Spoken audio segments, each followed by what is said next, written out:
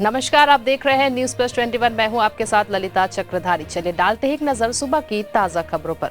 महात्मा गांधी की पुण्यतिथि पर राहुल गांधी ने किया ट्वीट, कहा एक हिंदुत्ववादी ने गांधी जी को गोली मारी थी। यूपी में फिरोजाबाद में आज बीजेपी के राष्ट्रीय अध्यक्ष जेपी नड्डा की सभा, घर घर जाकर मांगेंगे वोट।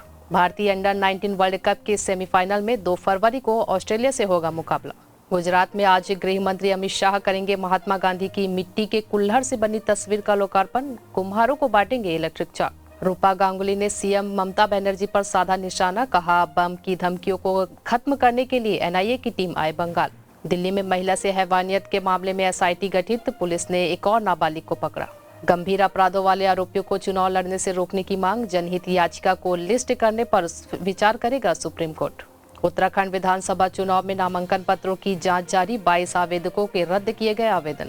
महात्मा गांधी की पुण्यतिथि पर आज 11:30 बजे पीएम मोदी करेंगे मन की बात। पहली बार समय में हुआ बदलाव। बीते 24 घंटे में 2.32 लाख नए केस मिले, 886 मौतें, 351 लाख लोग रिकवर भी हुए।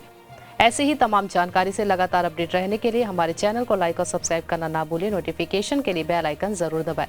देखते रहिए न्यूज प्लस 21, आपके हक की बात।